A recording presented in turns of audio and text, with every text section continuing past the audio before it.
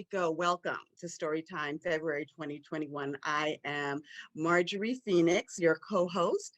I am the founder and CEO of Giving Voices Project, which is a nonprofit organization where we tell the stories of survivors of abuse, violence, and trauma using the arts. I'm also the author of Who the Hell Do You Think You Are? A memoir.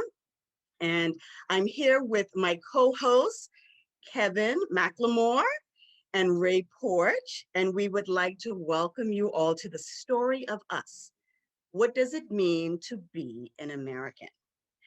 Now, before we get into the discussion, I just want to tell you all that, and a lot of you are here for the first time, how Storytime and Wine got started and why. I started Storytime and Wine around the time that George Floyd was killed, because I felt like people wanted a space to come together and sort of talk about what they were feeling and what they were seeing. So really, I did it so that we could sort of address some of those societal problems that the Black community was facing, but also the American society as a whole. Um, I, I live by the phrase, be the change you want to see in the world.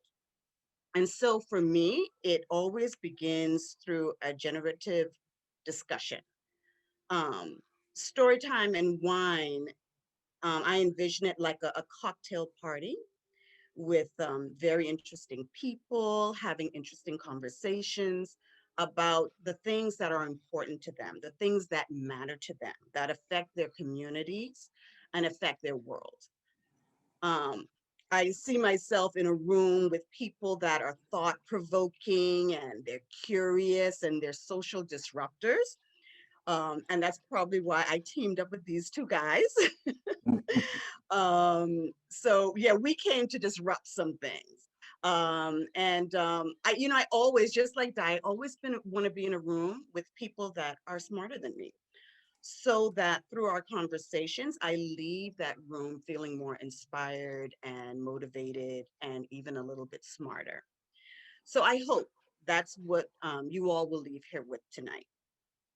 Now, Kevin, Ray, and I, we have incorporated a philanthropy arm to this event by raising funds for organizations that, address some of these issues that we'll be talking about. So, of course, this is Storytime and Wine.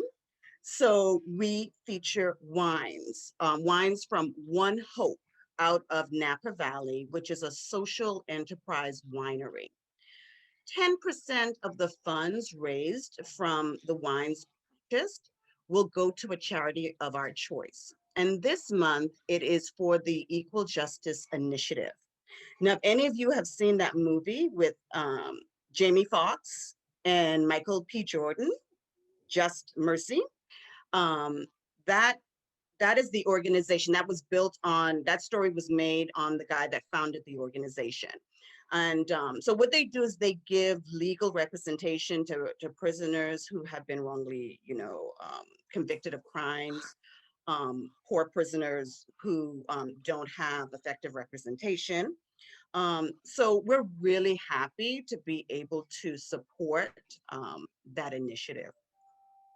So Kevin, Ray, and I, we will, during the discussion, we'll type in the chat a link to each of our separate fundraising pages so that you guys can go over there and check out these delicious wines and support the cause. So all you'll want to do is just click on the link from the person that invited you here tonight, and we'll upload that on the chat. In the meantime, let me just share with you what I am drinking tonight.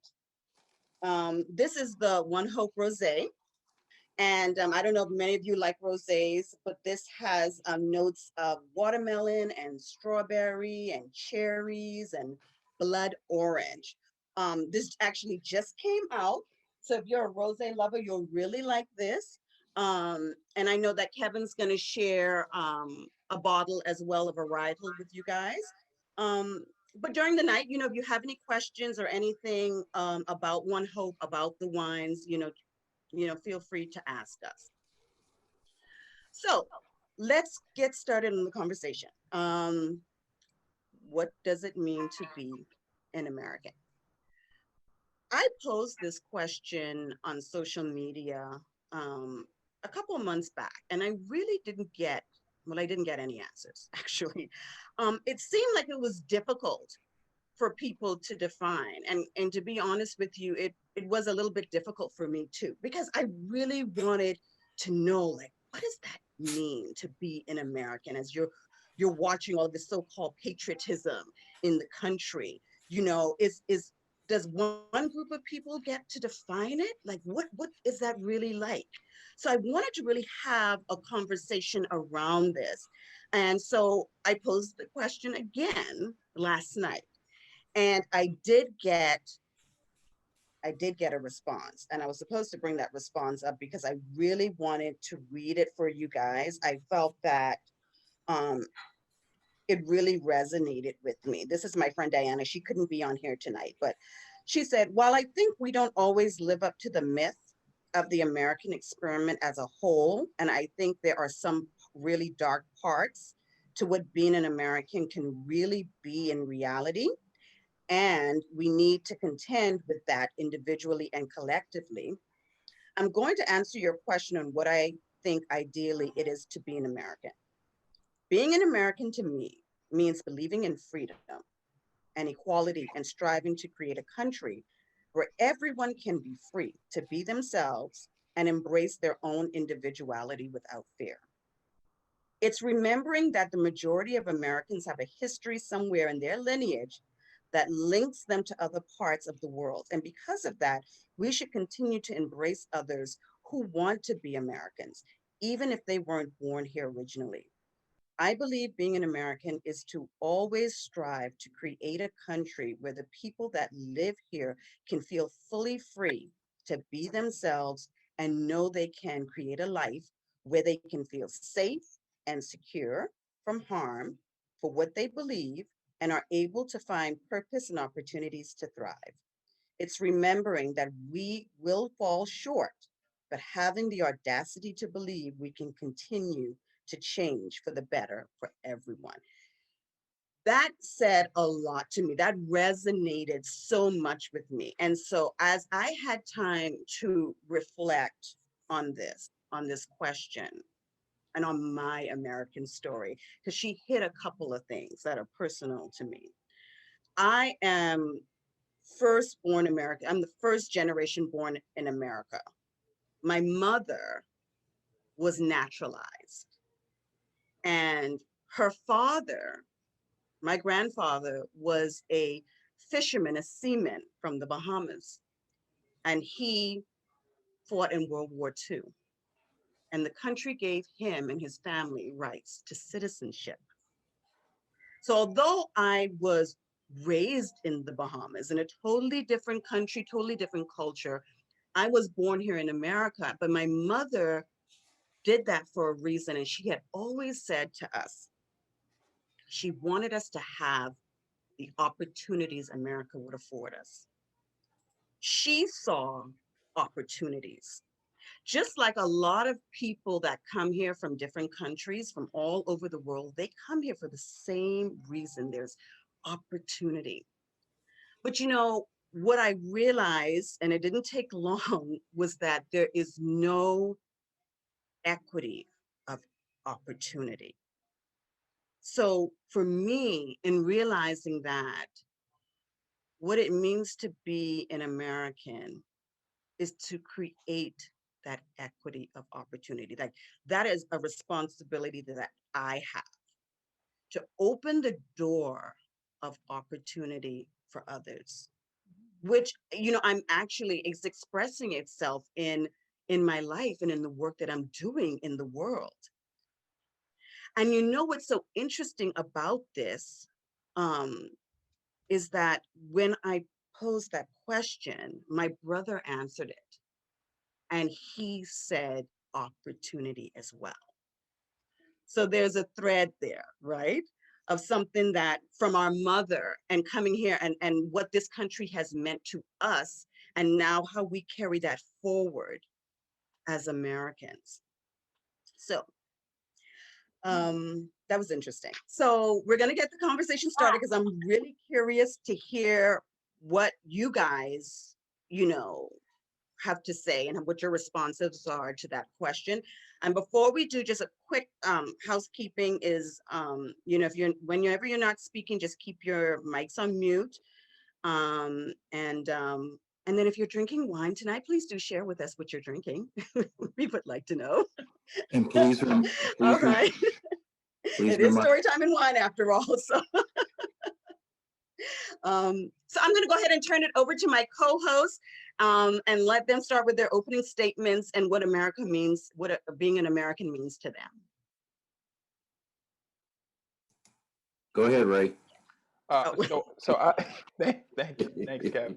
I'm Ray Porch. I'm an educator in Boston, Boston Public Schools. I've been in and around education, which is kind of for me inclusive of a lot of things: mentoring young people, coaching young people in the game of basketball, which helped raise me, as well as in the school construct. But that all said, the question itself.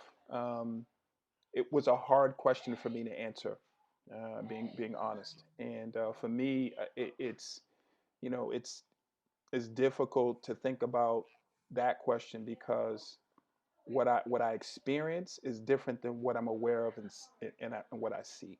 Right. So I experience two Americas as a black man, and there's my lived experience in America, and some of what Marjorie spoke to around equity. I don't think we have a good handle on the definition of what that means as a people. Um, and then is what I see, right? So I could see and witness and bear witness to America that looks different and that is experienced differently by folks that look differently than me. That doesn't make it my experience. So when I say that the question is a difficult one, it's for that reason that the question is a difficult one. But I, in my own experience, I think that America is a place with terrific potential, but I also believe America is a place where the values that people have been um, taught, myself included, um, are oftentimes words and symbols that don't equate to action. And I think that for some people, um, because that inaction doesn't, disproportionately affect them, that there's not a fire alarm going off to do something about that disproportionate inaction that holds other people down. Um, I also do believe that there's a lot of opportunity here, and as an American, I try to live to those things and be about those things, and yeah, so that's in a nutshell kind of how I see being an American. I'll pass it over to Mr. McLemore. It, I keep wondering why I keep saying, I don't want to follow Ray Porch, and I don't know why I volunteered him first.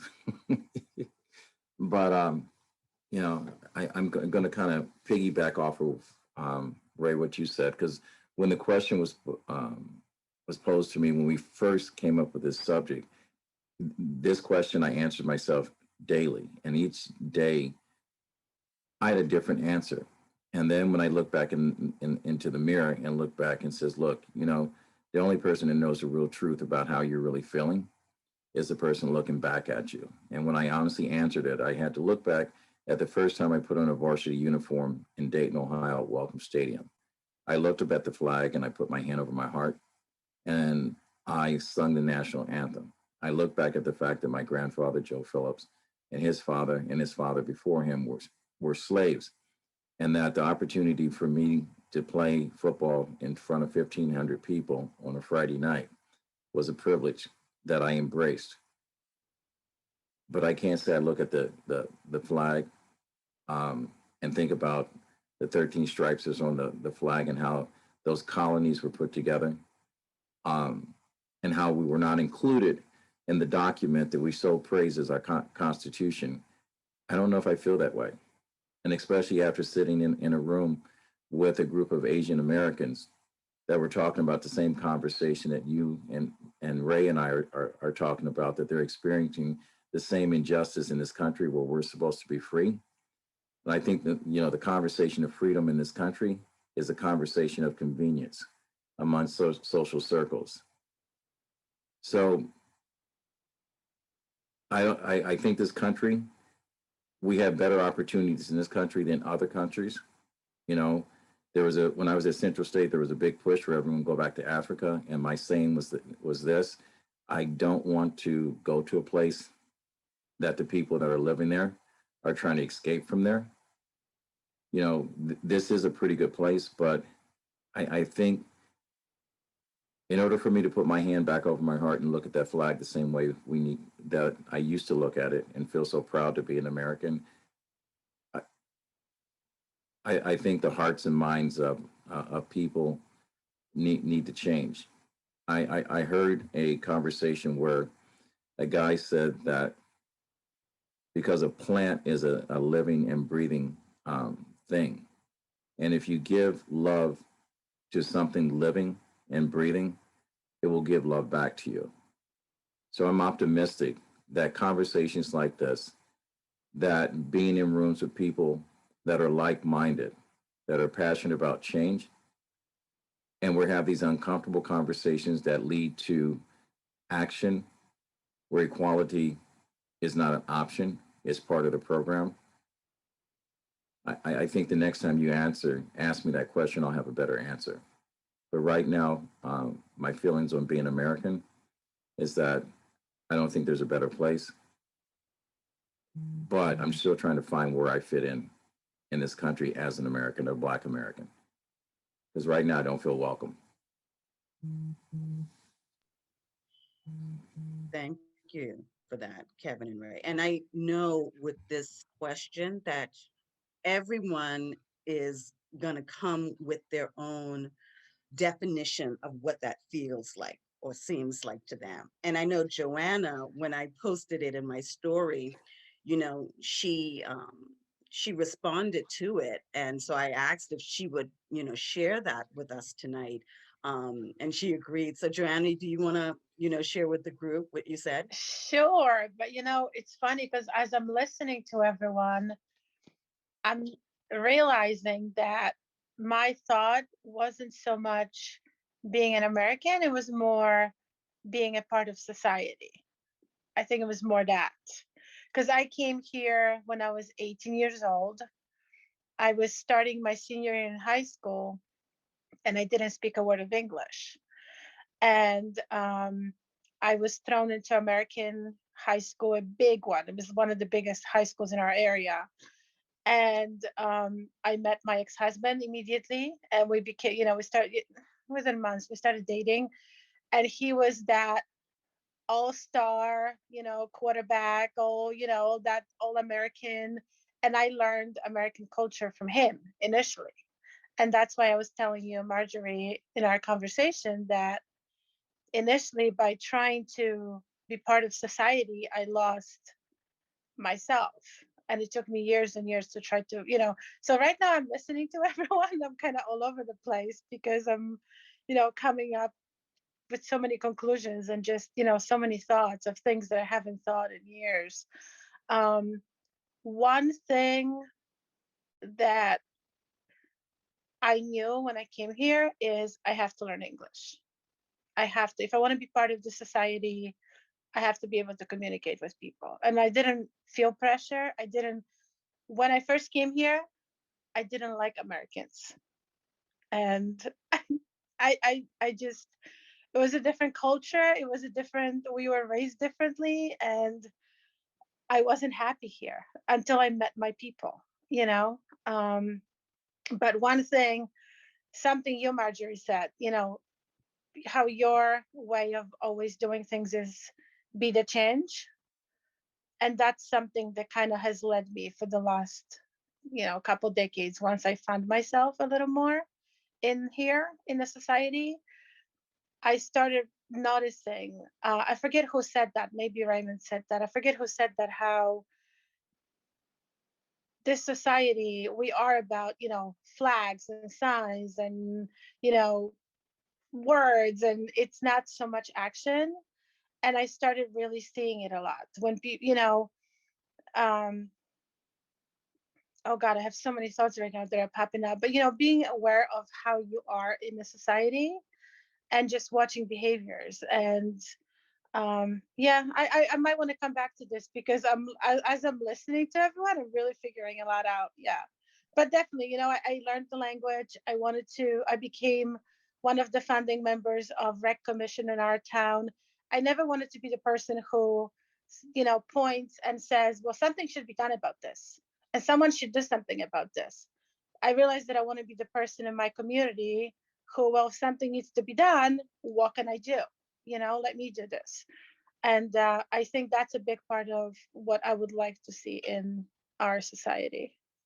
Yeah, those are some That's thoughts great. all over the place. No, I'm All over the glad place. you're, I know. no, that's great. That's what we want from this discussion. Yeah, We yeah, want the wheels to start turning, and keep asking more questions, because yeah. you're right. There was a time for me when it seemed like, well, being in America, it's about the symbols, Right. right? The It's symbols, right? That's symbol, the word. yeah, Yeah. yeah. It's symbolism more so than it's about character in some Right. way. And so, you know, and so as you watch over the years, as I've watched over the years, I felt like there was always this one group that controlled the narrative on what Mm-hmm. it meant to be an American, Right. right? Free Mm-hmm. speech, carry my gun, all that Yeah. type of stuff, Yeah. right? And so it was based on just these sort of sets of standards by one people or one group of people. And so, I really wanted to see, well, how did, because this is a melting pot, Right. and we all have all these different views and values and beliefs. So, what does that look like for everybody else? So I'm Right. glad that got your wheels turning. Yeah. Yeah. So who's next? If you have something you want to say, you want to ask a question or anything, you can either raise your hand. There's, some little buttons down here, or you can just raise your hand like this, and Ray, Kevin, or I will make sure you get called out. So, Kim just raised her hand. okay. Go ahead, Kim, unmic yourself. Okay, thank you.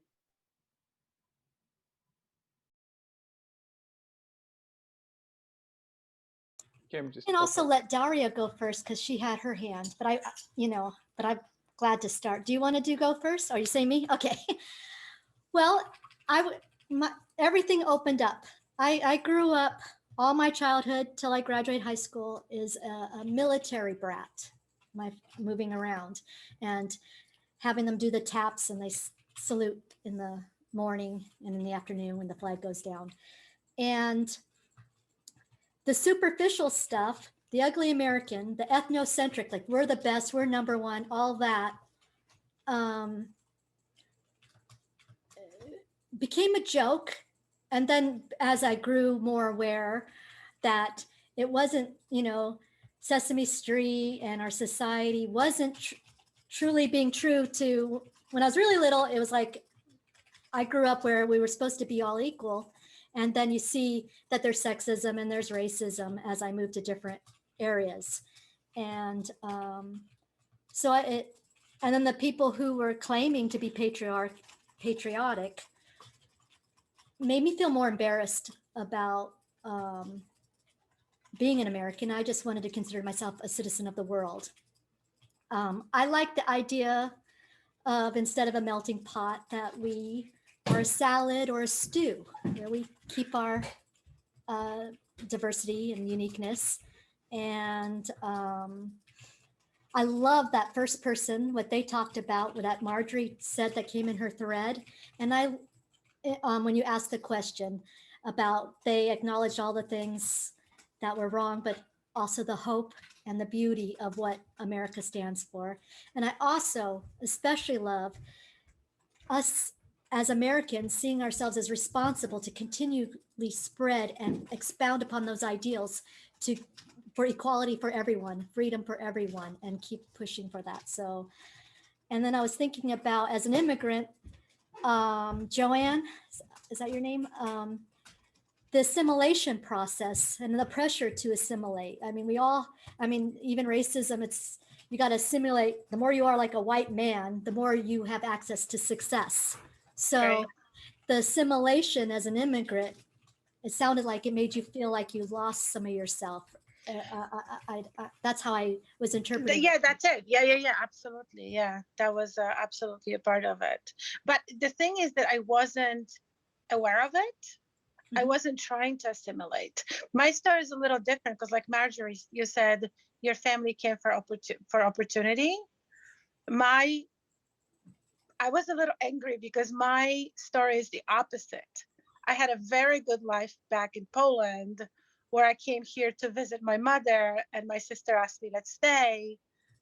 And my mother, she was working as a housekeeper. She was, her life here wasn't that good. And college in Poland is free.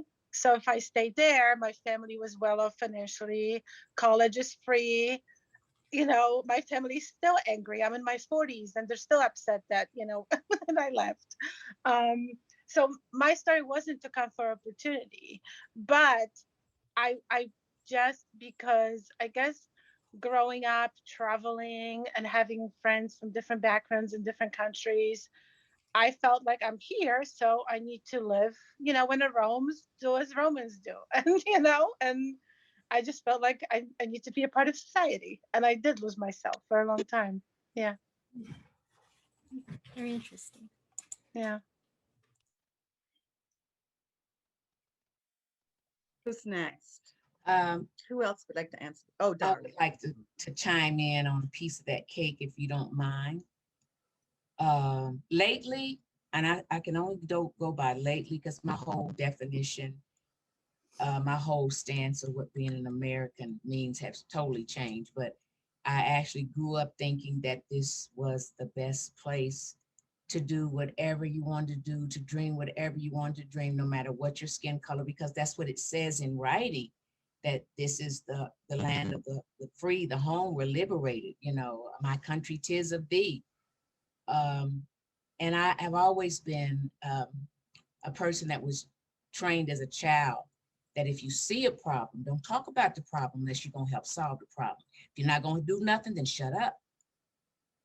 And I've seen America over the years, they have taken so much from other ethnic groups, not just the Black Americans. Every ethnicity in this world, the white Americans have had some way, the Indians, the Asian, where they downgrade them, they play them for what they want us to do. They let us go as far as they want us to go. However, you cannot, no matter what our skin color is, we're like a bouquet. Somebody said we're like a salad, or I forgot the other definition, but we're like a bouquet because all of us are different, but we're supposed to be different. God created us to be different so that we would have different experiences, but we make the same efforts to keep things going in the right direction, to make things better for all people, and not to say what category I fit in because that's where you put me.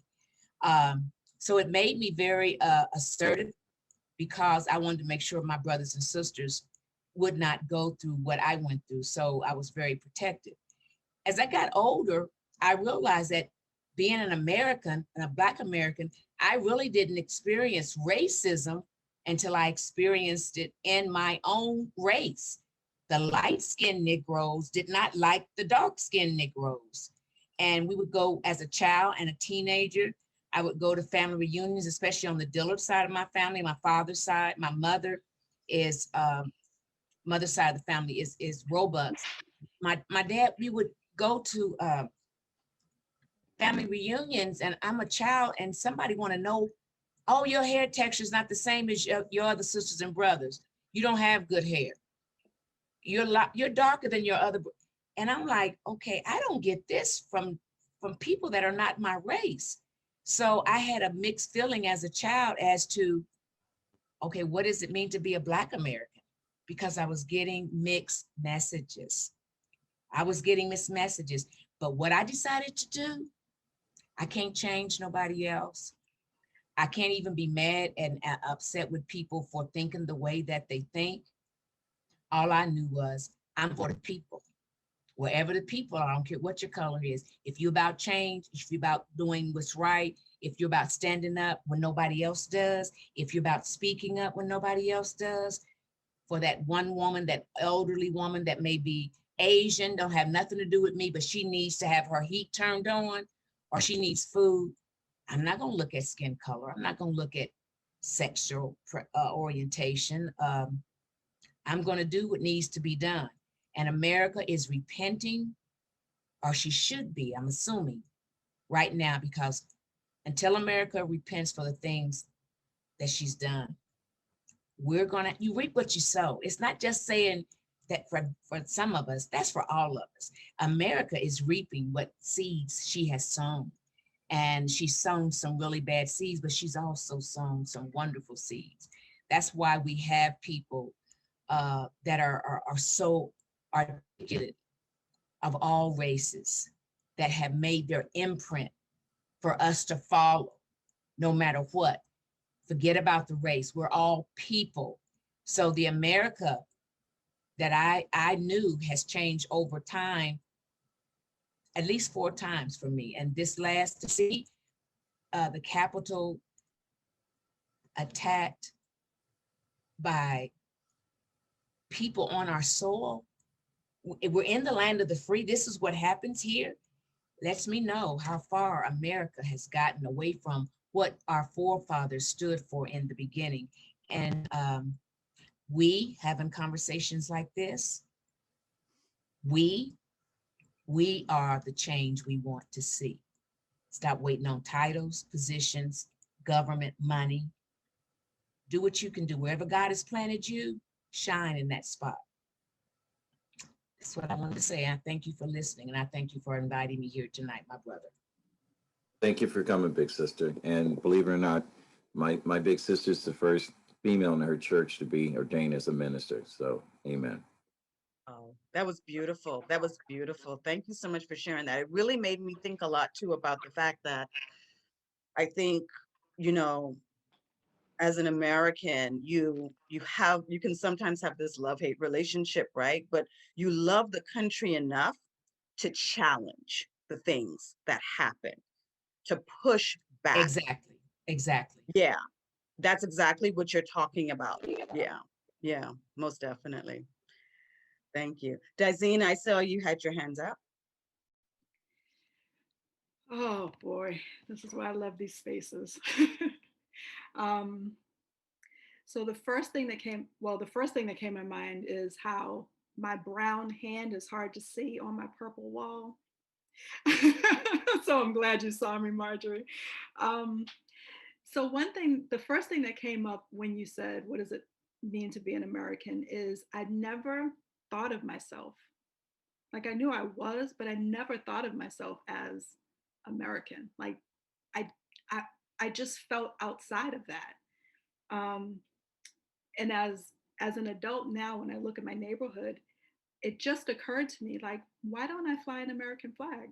I'm an American.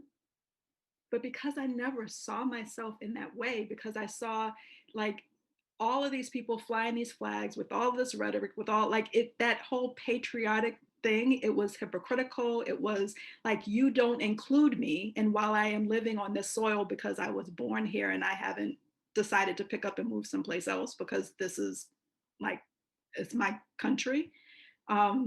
It never actually occurred to me that I can fly a flag, because in my neighborhood, I got Confederate flags flying around too, right? But literally this year was the first time I actually considered buying a flag, because this is my country. I choose to stay here while I didn't choose to be born here. So that's the first thing that came on my mind, is that it seems like a simple symbol, but there was this disconnect for me. And then the other thing that came up was, I remember being in high school and being quite militant. You know, I had my little, they used to joke at me because I had beads and they said that they were war beads. I remember y'all. But it was because there was a pushing back. We went to a predominantly white high school. And so there was this rallying around one another and pushing up against this, you know, them who didn't think that we belonged, or whatever it was, that were different than they were different than we are. But when I left, I ran as fast as I could to Howard University. I just wanted to be in a sea of chocolate. And there were many opportunities to be, proactive, but I didn't. I just kind of sunk into the background because it was handled. Flung back into, a place where now I'm the minority. And what I realized is when I went into the profession of social work, it was an opportunity for me to do good, but it also, in theory, is a powerful, it has a powerful history. But now, for me, it doesn't. It's a patching up. It's a enabling. It it embraces seeing people as victims and not having value, not having the means and just with some support, you can be the best version of yourself. And so I've been really dealing with that. So the social work aspect versus the social justice aspect, the what does it look like to be revolutionary as a professional? And this is why I love being in these spaces. So Raymond is articulating all of this so well, the colonialism and how there is this discord but inside of the race, but it's not, there are no victims and it's not our fault. And yet we get wrapped up in that and we forget, what are we here for? Like, what is it that we, why do we stay? Why do we persevere? Why do we choose? It doesn't feel like a choice for many, but why do I choose? Because I do have a choice. I could be elsewhere, but why do I choose to stay here? And what does it look like me being an American and being proud and being clear that me being a patriarch, me being a patriot is different than the exclusionary version of what we're seeing now, which is, this is my country. It's not your country. And you benefit from the privilege of having built this country on the backs of other people. And then you forget that that was ever so. And then you blame the people who are struggling now, also not victims. I don't believe in victimhood. It pisses me off. It really does. But it's so complex. It's so, it's not it's just complex. And for me, I want to know, I'm always asking, what do I do? Because we're all so busy. We all have our businesses. We all have our lives. We all have our family. What is it that we can do that will move the needle? I love a good conversation. And then what? So that's the question I pose. What do we do about what we think about being an American, since we're all choosing to stay here for now? Let me say this, because this is a question that's ongoing. And if I had not witnessed over 5,000 people being on a clubhouse call that are all Asian American, Mr. Bean described what they were doing as the Asian NAACP. And when you talk about taking action, they were organized. They had points of interest in where change was going to change what's going to happen. They had people of affluence that were taking part in this, powerful people that were Asian Americans, and they had a plan. And I think in order for this conversation to be any more than just a conversation, we've got to have small groups of people that come together and we unify with a plan, and then we execute the plan. We educate the masses. We get the masses to support you. We unite and join these other causes, because Jesse Jackson, back in, I think, in the 80s, when he created the Rainbow Coalition, it's because he got people that were going through the same plight, that were all different colors, and we united in one voice. I mean, you think about it. If Black Lives Matters, if everyone carried a red, white, and blue flag down the street, you think any of those people that stormed the Capitol would have carried that flag? Just think about it. I mean, conversation starts here, but action's it's coming. It could be the three of us that institute it, but we're connecting the dots real quick. And I wonder about. I'd love to hear from some other folks. I know folks have been listening, but just I'd love to hear from some other folks. I think this is an important conversation, and so I'd love to hear from. Is there anybody else that would like to, share? I'll share. I'll share. Can everybody hear me? Okay. All right. What is it like to be an American? It's a loaded question, as everybody has alluded to. But for me, I think what it's like to be an American is that we are privileged, like, with a sense of arrogance about it. As you have people migrate into this country, we're expecting them to kind of leave behind their histories, their cultures, and assimilate into America. And I think if we've learned nothing else through this pandemic, is how we've taken so much for granted, right? Like working moms, educators, things of that nature, businesses, work can get done. Like you don't have to be there every single day. But the expectation has always been, if you don't come to work, you don't get paid, your bills don't get paid, so on and so forth. But we know that that's not true. Through my lens, and Raymond and I both grew up in housing development. So from my lens as a man of color, what it means to be an American is resilient. Like we've had to endure a lot, right? And to this day, we still have to endure a lot and still be expected to perform at a high level, whether it's on our job, no matter what the situation or the circumstances are. Actually, we have to go above and beyond. We have to be better than our counterparts, even to get those opportunities. And we have a sports background. Raymond and I played sports in college. And again, that's a microcosm of what America is, because I think there's so many different Americas. It's not a Black America, it's not a white America. It's a rich America, it's a poor America, it's a privileged America. It's a, you know what I mean? It's America is so many different things to the different pots, as we call it, the melting pots.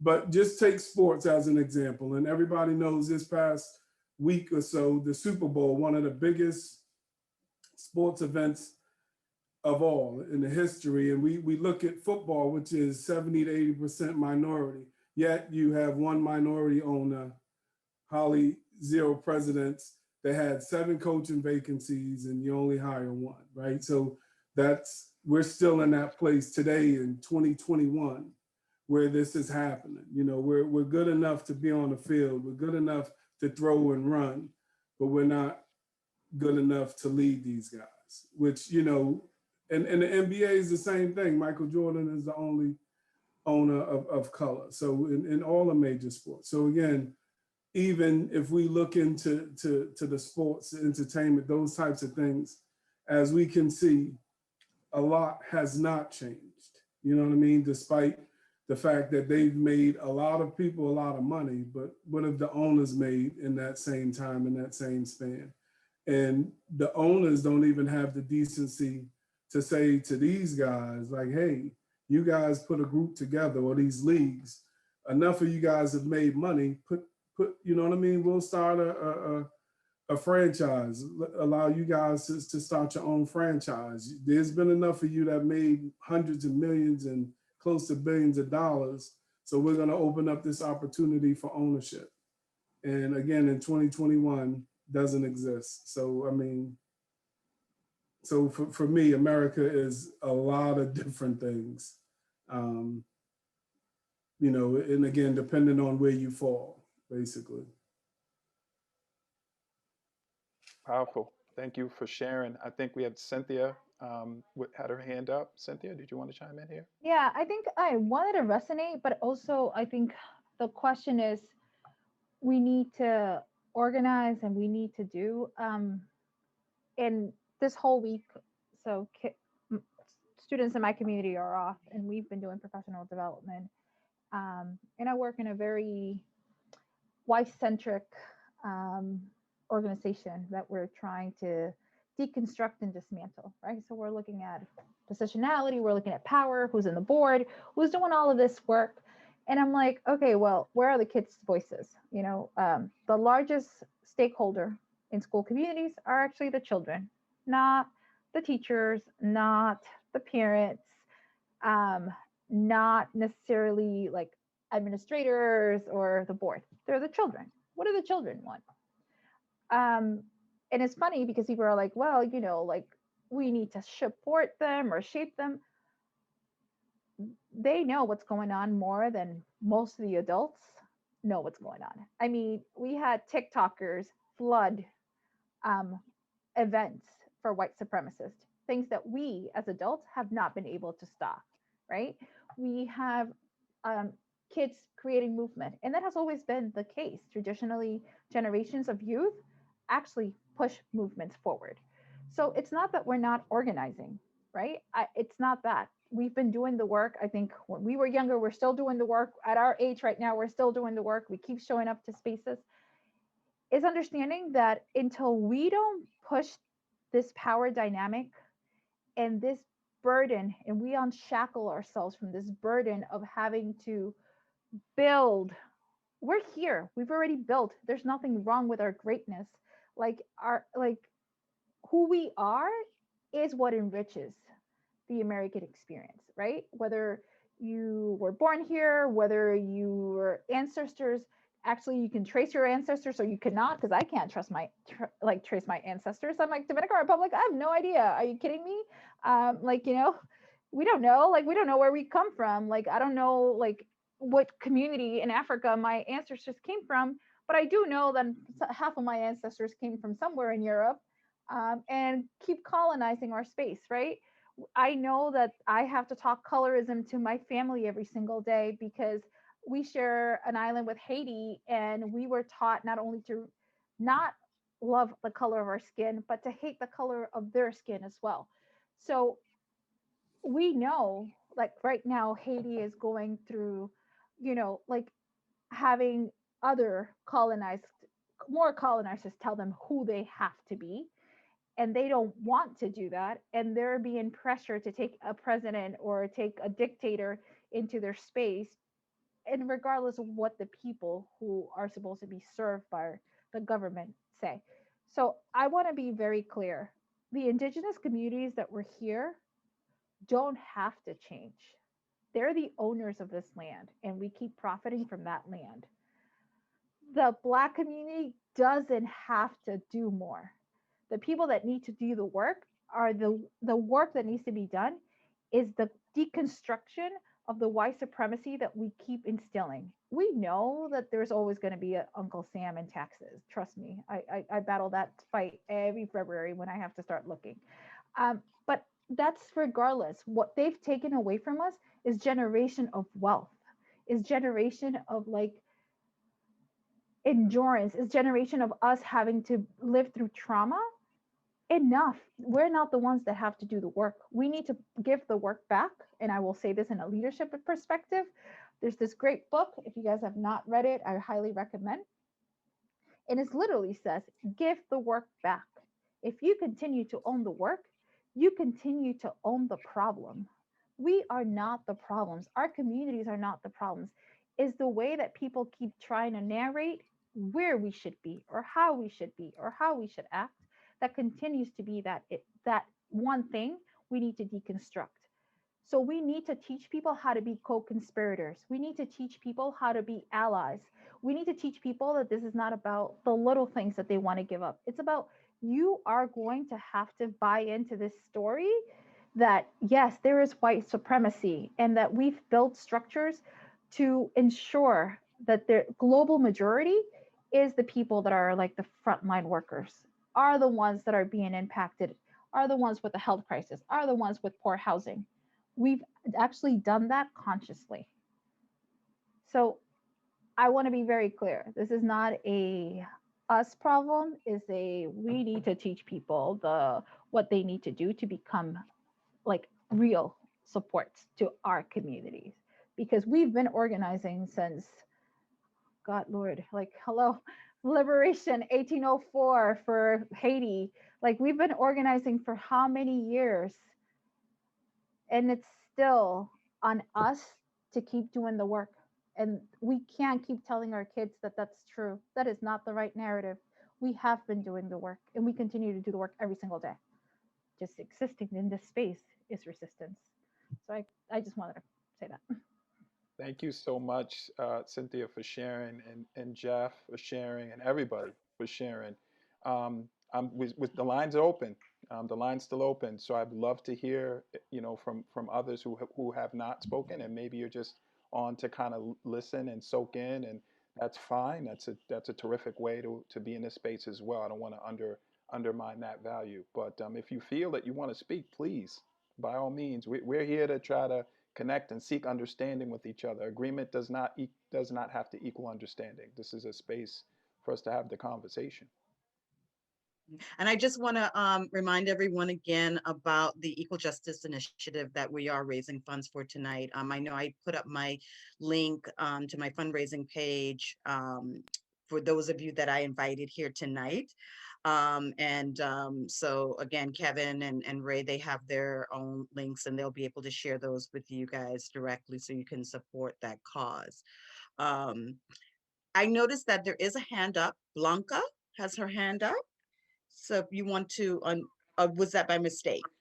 No, I wanted to thank Okay. Kevin for inviting me this evening. I'm honored to be here with all of you. And I think it's a very interesting question, what it means to be an American. So having been raised by immigrants from Romania that never had set foot in this country, that didn't speak the language, but the one thing they did have was education. My father is a doctor. He's still with us at 88 years old. And they came here with no money in their pocket, and they really did have the American dream in their hearts. And they raised me to believe in the power of the American dream and to acquire an education. And that to me is always what it meant to be an American. So I just wanted to share that.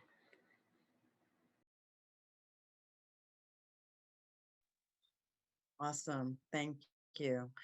A lot of us have the immigrant story, that we've been either brought here as a child, or our great grandparents, came over. So, and I think that's a richness about this country as well. The fact that there is just so much culture in this country, and the way we all live together with that. So it's a beautiful thing.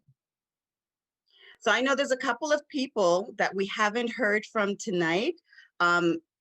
Is there anyone, because I know Joanna had her hand up, but if she's still, you don't want to share, okay, that's fine. If anyone else wants to share or answer that question. If not,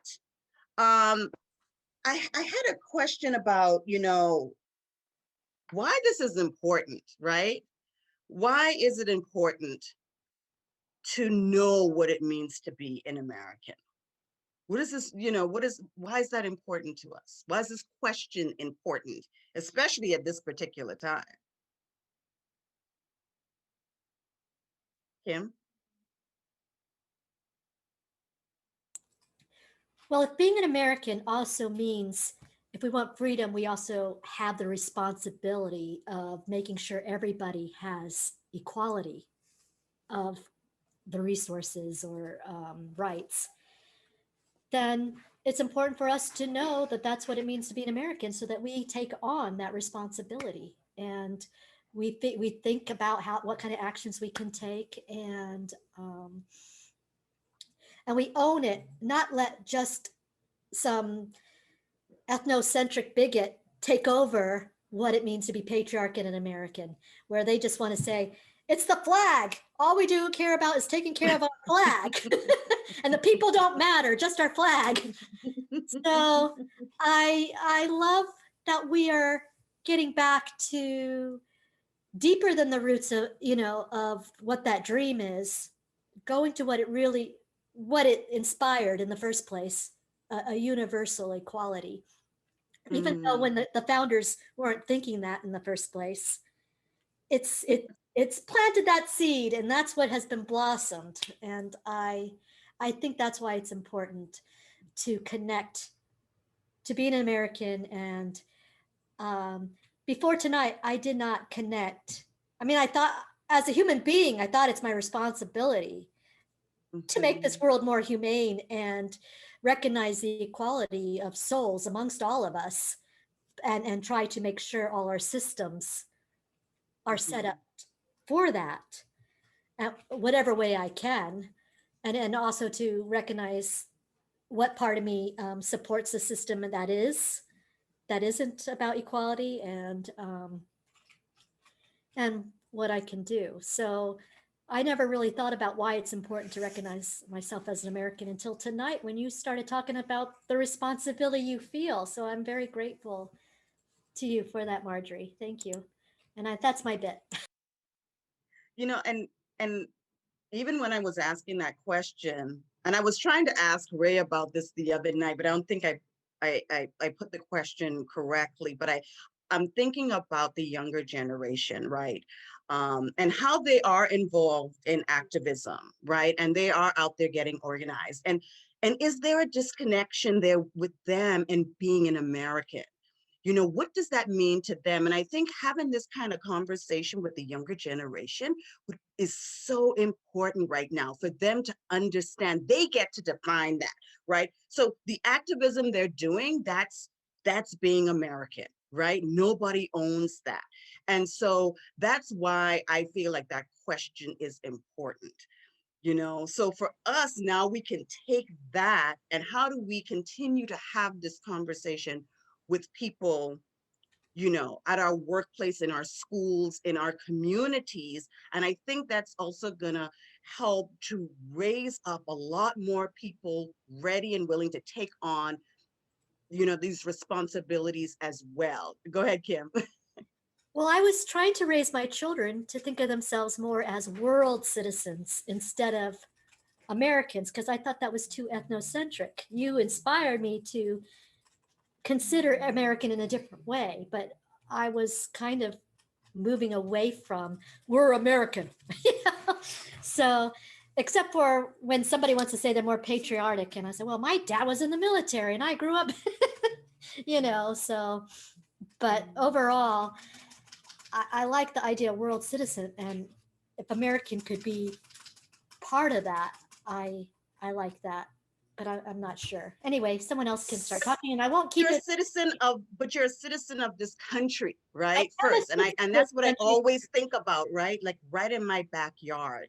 Like Right. my responsibility. Yeah, I'm a citizen of the world, but I also believe that everything that I do here in Florida, in Orlando, is going to have a ripple effect Mm, that's going to go out right. into the world. So Right. that's why you got to look at it in that micro way, and then do the work And that's maybe around you, and you'll see it vibrate out. because I have no hometown, it was hard for me to think about myself as as a state, or I didn't Yeah. think in those terms. So, but thank you. Yeah, I'm muted. See, um, you know, Cynthia, you hit the nail on the head when you said that the people that are in the position that continue to create the problem has to be the people that solve the problem. We've been fighting, we've been protesting. I mean, when I look at the fact of the transition from the day I was born to the point I'm at right now, I'm going through the process of getting an education. I went from a predominantly white college and transferred to a predominantly black college because I needed to understand what it was like to be with my own people. But every single time, no matter how charitable I am, no matter how much I participate in my community, my citizenship 2 to 3 times a year is always questioned. I think I told both Ray and Marjorie, a block away from my own house, I got pulled over New Year's Eve. And I keep questioning, what am I doing so wrong that every single time someone looks at me with a uniform on and I'm a threat, I'm a problem, And I know every single time that I position it to ask why, that I'm putting my life in danger.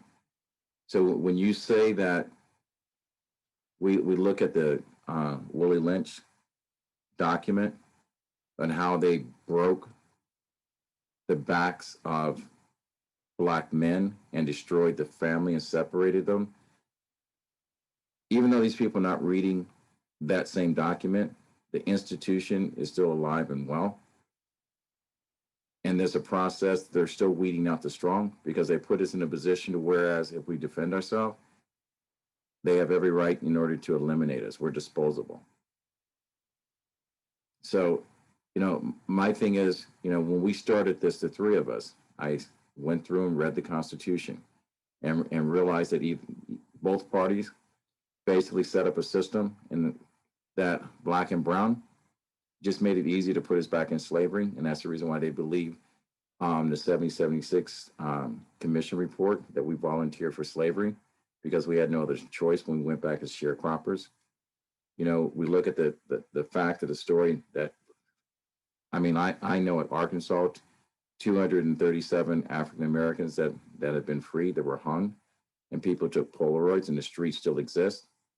I watched HGTV statement in Bozeman, Montana, that said today, a single female can't go fly fishing. It's against the law. And we have these laws that still oppress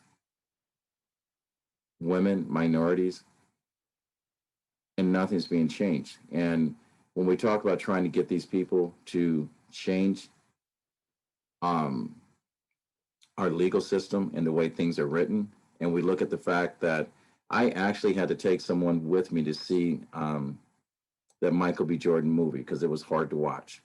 And knowing that that system is still in play to this very day, and we're sitting here raising money for people that are wrongfully incarcerated, and we're trying to get them legal counsel and so forth. How do we get them to see the light? How do we embrace them to change? I keep saying, if you can touch a person's heart, you can change the way that they feel and act. But how do we get them to open up their hearts? That's my question, to get them to change. Can I just and I told myself coming into this conversation tonight, I wanted to stay back a lot more. All of what's being shared, I'm deeply, deeply passionate about on so many levels. And one of the big pieces for me, and I like to speak in I statements because I think it's important for us to maintain understanding or opening the door for understanding. We should always speak through the lens of us, our own individual selves, so that folks in this space can also do the same. I mentioned assimilation and code switching. This is language that we use in American society. America is built on, and Jeff spoke to this really well, pockets of cultures, right? Pockets of cultures. And so I was thinking a lot about, one of my favorite writers, Paulo Freire, and he talked about in his writing in Pedagogy of the Oppressed, how in our society, we objectify ourselves. So we become the roles that we're in, like bank president. So now my humanity or my perception about my humanity maps to that role. My perception, right? And then outside of my perception, people map it to that role. So then you start to see the people either greater or less than because of the role that they serve in, because of the how we objectify ourselves and how we live in the world. And what that does over time, in my lived experiences, is we dehumanize ourselves. We dehumanize ourselves as individuals. We in education, and Cynthia can speak to this, and we've had lots of conversation about this in the work that we do. Some of the challenge with that is fundamentally just being more aware, right? Being more aware of what your brain is doing, what your thoughts are, how you move in the world. I can remember, we at my school, I greet kids in the morning, and our young people get dropped off by their parents. Some of our autism strand students get dropped off, and so I greet them when they get out of the car. And my first year at the school that I'm at now, I found myself, it was brought to my attention that when my baby girls got out the car, I would say, "Hey, baby girl, how you doing, princess, queen?" You know, and then when my young men, my sons got out of the car, I would say, "Good morning, doctor. How we doing, doctor?" Right? So what I was doing, right, in that instance was I was marginalizing in my language to my babies, right, at my school. It wasn't intentional. No question it wasn't intentional, right? But language is so important. And in American culture, we demystify by unpacking language. That takes time. It takes conversation. Most importantly, it takes questions, right?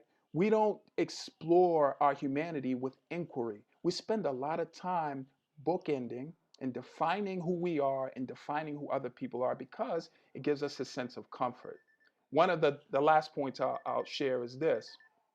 I think a lot about Zaretta Hammond's work, and she wrote a book called Culturally Responsive Teaching in the Brain. And in her book, one of the things that jumps out, Cynthia, I know you agree with on this because we did some of this learning together, is that all of our brains do the same thing when we're physically feel threatened, when we feel emotionally threatened, when we feel intellectually threatened. All of our brains, the skin color has nothing to do with it. All of our brains do the same thing. Our short-term, long-term memory are impacted instantly. So we don't have the ability, like we take on, limbic brain and we get into fight or flight response, like when the dinosaurs was eating us, right? That's what happens to us. And so we don't have the ability to communicate well or hear well or process, most importantly, hear and reflect. I really believe that like the American experience is to solve some of our problems is very complicated. But deconstruction is a power that each individual on here owns the ability to engage in. Deconstruction is simplistic. Big systems protect themselves, right? Assimilation is a strategy that allows a big system to continue to function. Fear is an element in big systems, right? I'm afraid I'm gonna lose my job. Let me be quiet, right? Let me not hire this person, right? Let me not fund this program, right? So the key in my experience and my belief is that the individual interactions allow learning to happen, and then decision making and action steps from there are a choice. None of us gets to be off the hook. We all have the power to act. We all have the power to learn. And that starts with opening our hearts and minds to having the conversation and not confusing agreement with understanding. Because I can agree and I can also understand. It doesn't have to be one or the other, right? It can be both and it can be just one, right? I can always understand where someone's coming from. I don't have to agree, right? Civil discourse, right? And so I just wanted to share that because it's some of what I've been hearing had that heavy on my heart. So thank you all for listening. Thank you for closing us out like, with that statement. That's why we have these conversations. That's why we come together to hear different perspectives about these important matters and what it means to each and every person. And I think from that, people will there will maybe be a shift. People will start to ask more questions. They will become curious. And that's how the change sort of happens from there. So I appreciate that, Ray. So we have two hands up. And we're going to go ahead and take these last two statements before we end. Joanna, your hand was up, and then Princess Scott. Okay, thank you. It's funny. Well, it's not funny, but something I was just reading recently a series of books, and they were all in England 200 years ago. And I had a discussion with my friend, and I said, wow, a lot of this mentality that I'm hearing and I'm reading is very similar to how, Republican Party, how the dominant America is.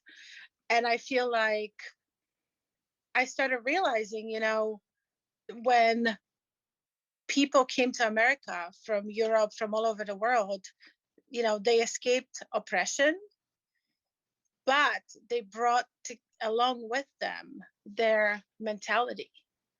And I think that has been, you know, and they settled and they said, we own this. This is our land and nobody's going to tell us what to do in our land. And that sense of ownership has been, and I feel like in the last 4 years, I've been seeing it resurface.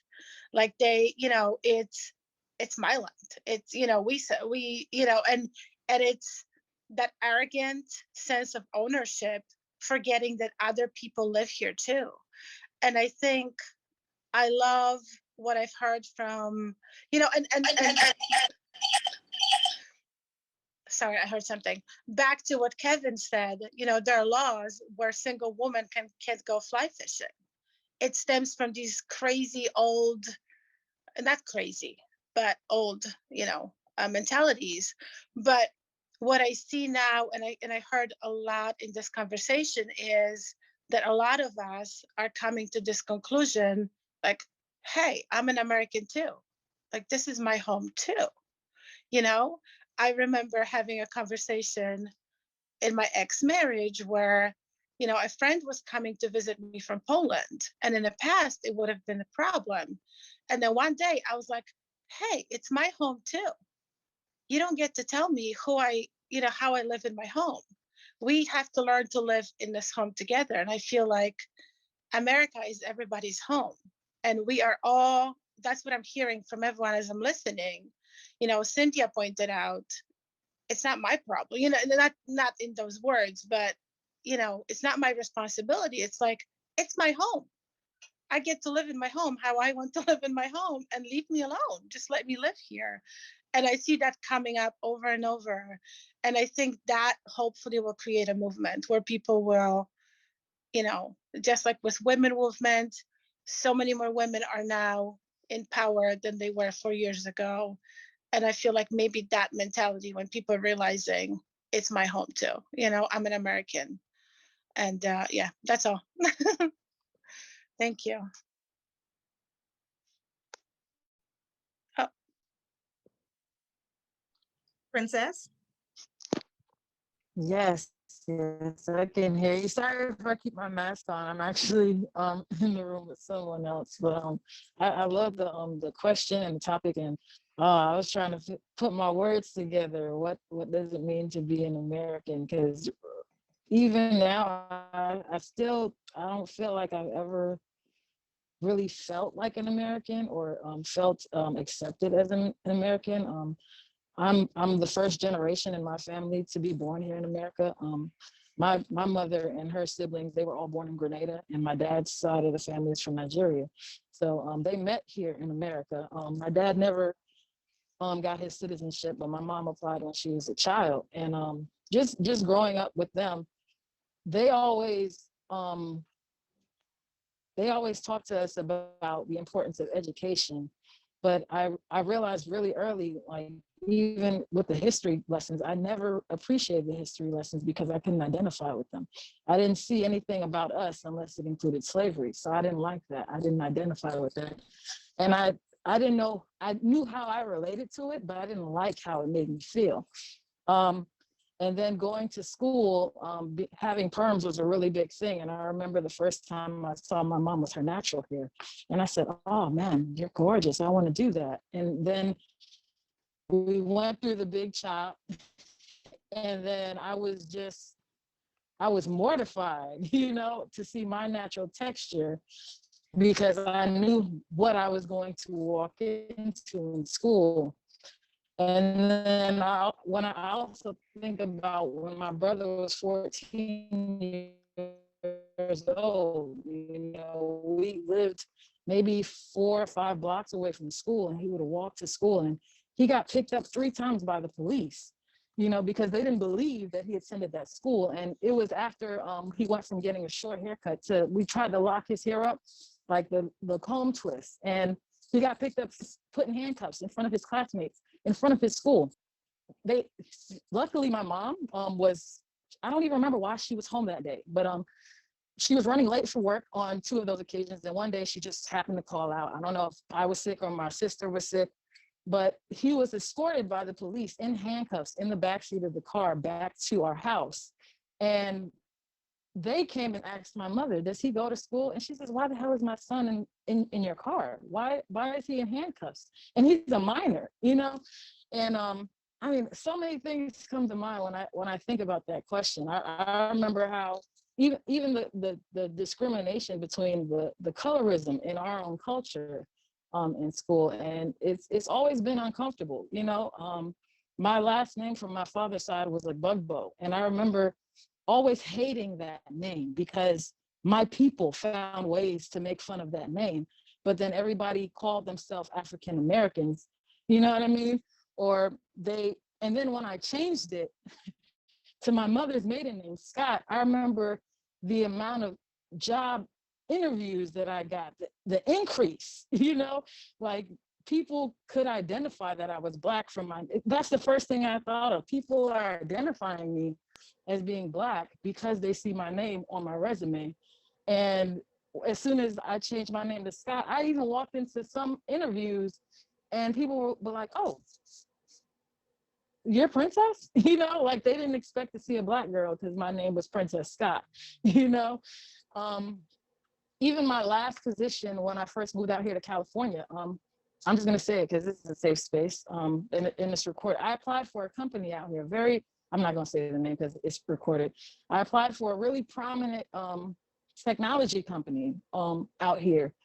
And on my application, the username that they gave me was PR Scott, and the password that they assigned me said nigger smack WW hole, right? And the hiring managers, both HR managers, they were, one was, I don't even know her ethnicity, but the other one was Caucasian. The other one might have been Latino, but she was, you know, she did not look like me. She looked like them. And they told me, they didn't apologize. They told me that it's not computer generated, it's human generated. And then they went on to tell me my interpretation of the password was wrong because it was missing a G. It was spelled Niger. And then in her words, she told me, I don't know if you know, but Niger is actually a country in Africa. You know what I mean? But if you would have looked at my application, my middle name is Igiliisi, you know? And I'm thinking, why are you telling me this when I'm Black? You know what I mean? But I didn't even know how to respond because I was just so taken aback. So when I think of that question, I can't identify with what I feel America stands for, you know, or even though I was born here, you know, even though I was raised here, even the education that they provided for me, for my family, and even for my mom and my dad, they always saw this place as opportunity. And I remember after Donald Trump was elected, my mom, she verbalized for the first time how disappointed and how sad she was that she actually had us in this country, because if she knew what she knew now about what this country stands for and how hard it would have been, you know, for us as Black children in this country, she would have never had us here. And man, so many things come to mind. Like when I think of the government, you know, there are Black people in there. There are other races in there, but they're considered the minority. When you look on TV, the majority doesn't look like us. You know what I mean? When you look at, you know, the Black Lives Matter movement, or people just being killed every day, you know, even the younger generations going out and protesting and doing these marches. I remember feeling like I want to be a part of that, but also knowing that I wouldn't be because I knew my life would be in danger.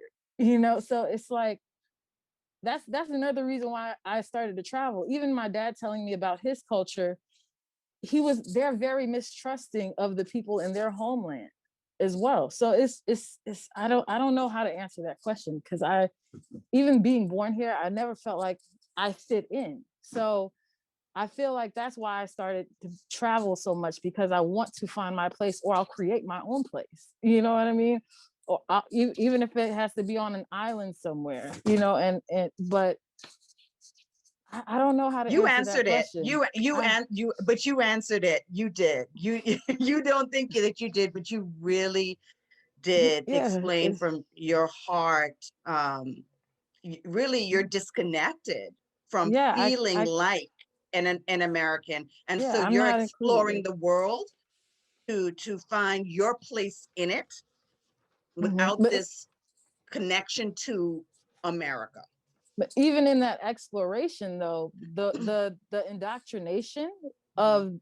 of this culture still makes me so mistrusting of other countries.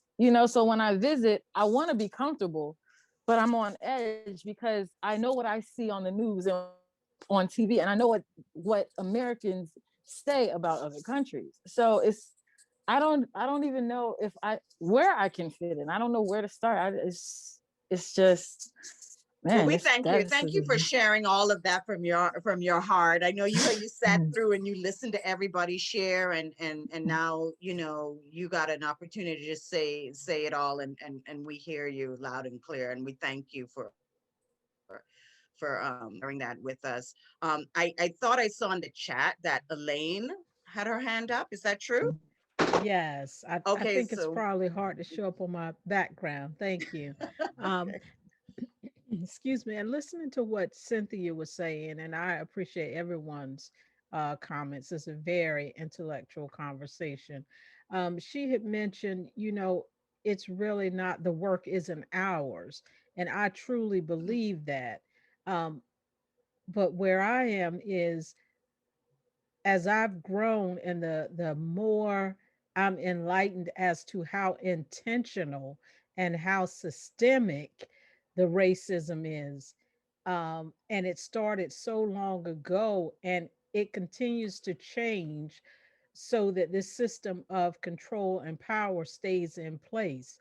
So I feel like it's almost like driving a car. And when you first learned, your parents told you, all right, you need to look left and right, and this person should stop, but you have to watch out for them. So I feel like it's not my work, but if you are the same people who intentionally systemically built this system, you should do it, but I can't trust you to do it. So, what I'm going to do, I'm going to have to insist that you do it. I'm going to have to call you out. I'm going to have to make you accountable. Unfortunately, I'm going to have to force your hand. That's the way I feel about it. Thank you. Thank you. Thank you so much, Elaine. So listen, we're almost at the top of the hour for 9 o'clock. And usually we try to keep the conversation around an hour and a half. We know this is a school night. So, but the conversation has just been so robust. And we really appreciate everyone just chiming in and sharing. Ray put in the chat a link to a survey. And the reason why he'd like to get some of your thoughts and ideas is because he and I and Kevin are working on putting together a podcast. And so we'd really like to get some feedback. Yeah, this is this is an opportunity. Can you guys hear me? This is an opportunity because Marjorie froze. This is an opportunity for us to kind of, the three of us when we put our heads together talking about this collaboration. Um, and I spoke a little bit about, I'm how frozen. I was frozen and just talking I and just I just picked up right where you were. So thank you. this idea of change can happen and our action steps. Our simplistic objective here is to create spaces for dialogue to happen so that we can continue to build understanding, share opportunities and resources with each other. You don't need big platforms to do that. You just need a commitment and an internal value that you have about what you want to learn and what you want to share with people and a willingness to do it. And so we're hopeful that folks can, complete the survey. And also I've asked folks to just drop your email in the chat as well, because we can make sure if there's any problems with the link on the survey, we can resend it and things like that. we're trying to like really be mindful of where people are, because if you know where people are, you can engage people and people will come to the table like you folks have been so gracious about doing, tonight. And voices are heard, values are shared, and we can redefine what we mean when we say prosperity. We can redefine what we mean when we say success, right? And we can do that together, in an understanding together. It doesn't mean that it's always going to be agreeable, right? It just means that we can trust that we can do it in understanding together. So the space we want to create with the podcast, and I'll let Kevin kind of speak to this as well, is really to do a bunch of different things, and create opportunities, share resources, build on existing things that are happening and going well, bring folks in to share what they know and their expertise and knowledge, having guest speakers, having folks on. What we're going to do, we're going to span the gamut with it, is the hope. And so the survey is really just kind of inquiring with you about some topics and things that you might think are important, because we want to ground ourselves among people, not above people, but among people, if that makes sense. Kevin? Um, Again, it's hard to follow you. But so our mission is to reach one, teach one. I use the acronym HOPE, help other people every single day. And that's what we want to do, create a podcast, create conversations where it's uncomfortable to have these conversations, but they're meaningful, they're purposeful, allow opportunities for people's talents and organizations to be put at the forefront and let people know that they exist, and also at the same time have a little fun and entertain. So I hope that everyone here enjoyed the conversation. I hope that everyone here took 2 seconds to reflect and take back to your friends and your family the conversation and share. Bring someone back with you. Enlighten someone tomorrow morning. Encourage and change, and be that example for change. And with that said, I want to say thank you, and I'll let Marjorie close us out with something inspirational or a prayer or something along the line. And from our hearts, we love you all. You don't want me to start praying. No, but yeah, we've got the survey out. We're going to follow up with everyone with an email tomorrow, just thanking you again. But we'd love for you to just, be a part of this community and this tribe that we're building. We're all going to do this together. We need everyone to get this done. So we just really appreciate you joining us tonight, and just hope to see you again next month. Bring your friends, order some wine, and we'll see you then. Good night. Good night.